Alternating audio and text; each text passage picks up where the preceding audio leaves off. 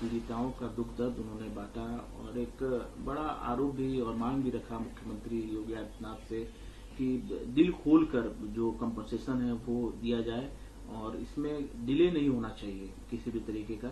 और उन्होंने तमाम लोगों से बातचीत भी किया जो पीड़ित हैं और उन्होंने कहा कि पुलिस की अरेंजमेंट वहां पर नहीं थी। कैसे देखते हैं?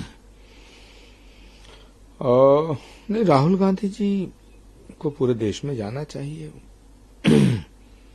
लेकिन उन्हें पालघर भी जाना चाहिए था जहां साधुओं को पीट पीट के मार दिया गया था।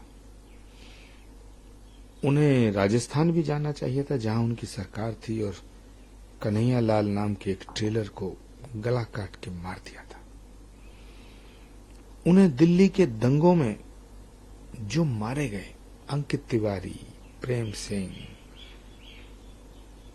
इन लोगों के यहां भी जाना चाहिए था। उन्हें मोहनचंद शर्मा के यहां भी जाना चाहिए था जो देश के लिए लड़ते हुए शहीद हुआ। उन्हें उस आईबी ऑफिसर के यहां भी जाना चाहिए था जो दिल्ली के दंगों में बुरी तरह से मारा गया। जाना चाहिए मगर भेदभाव नहीं करना चाहिए। और हाथरस का जो हादसा है ये दर्दनाक है, बहुत दुखद है, पीड़ादायक है। जिनकी जानें गई हैं उनके परिवार के दिलों में जो दर्द है उसकी कल्पना नहीं की जा सकती है। ये संवेदनशील मुद्दा है, भावनात्मक मुद्दा है। इसे सियासी पर्यटन का पार्ट न बनाया जाए। और मैं सभी देश के नेताओं से यह कहना चाहता हूं कि ऐसे हादसे ना हों, इन्हें रोका कैसे जाए इस पे बात की जाए। जो पीड़ित हैं उनकी पीड़ा को कम कैसे किया जाए इस पे बात की जाए।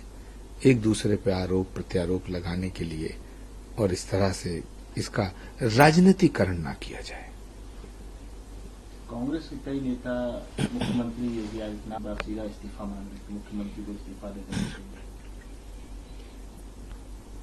तो कांग्रेस के राज्य में जितने हादसे हुए हैं, जिन जिन मेलों में भगदड़ मची है, जिन जिन की सरकारों में इस तरह की घटनाएं हुई हैं, उनका क्या करेंगे? मैंने कहा ना कि इस पर राजनीति नहीं होनी चाहिए। इस वक्त सबसे ज्यादा ध्यान देना चाहिए कि जो लोग अपने नजदीकी लोगों को खो चुके हैं उनका दर्द कैसे बांटें, उनकी मदद कैसे करें। और मैं अपेक्षा करता हूं कि प्रधानमंत्री मोदी जी खुद इसमें बहुत ज्यादा गंभीर हैं। उन्होंने अपनी संवेदनाएं भी व्यक्त की जब वो पार्लियामेंट में थे। और मुझे लगता है उत्तर प्रदेश की सरकार दोषियों के खिलाफ कार्रवाई करेगी और सबके इलाज का ख्याल रखेगी और उन्हें रखना चाहिए। मसला एक है क्रिमिनल कानून जो लाए गए हैं उस पर आपत्ति जताई जा रही है। चेन्नई विरोध प्रदर्शन भी हुआ और ये कहा जा रहा है कि संस्कृत के शब्दों का इस्तेमाल किया गया जिसका हम विरोध करते हैं। तो संस्कृत के इस्तेमाल करने पर पाबंदी है क्या? संस्कृत भारत की मातृभाषाओं में से है। संस्कृत का अगर प्रयोग किया जाता है ये तो सौभाग्य का विषय है। और डीएमके में तो द्रविड़ मुन्नड़ कन्नम, ये तो वैसे ही संस्कृत से निकला है। अगर डीएमके वाले कहते हैं कि संस्कृत का प्रयोग करना गलत है तो मैं मानता हूं कि वो डीएमके का अर्थ नहीं समझता। संस्कृत भारत की मातृभाषाओं में से एक है, भाषाओं की जननी है संस्कृत।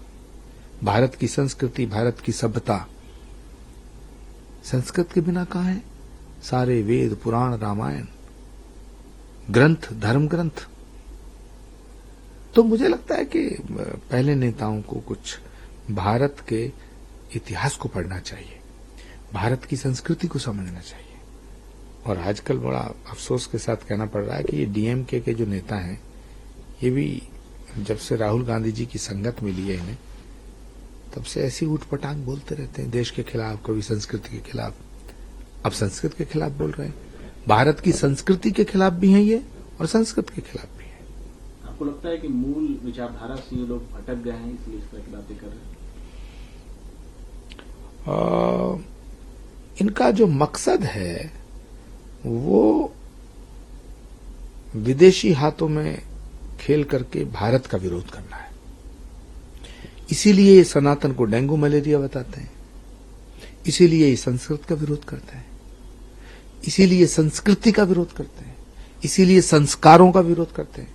देखा नहीं भारत की संसद में क्या हुआ? देश के प्रधानमंत्री को जब बोलने का मौका मिला तो किस तरह से गुंडे मवालियों की तरह चिल्ला रहे थे।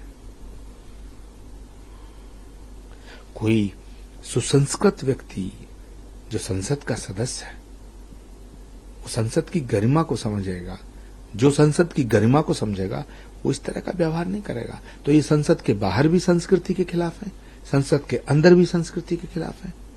ये अराजकतावादी लोग हैं, ये भारत को अराजकता की तरफ ले जाना चाहते हैं।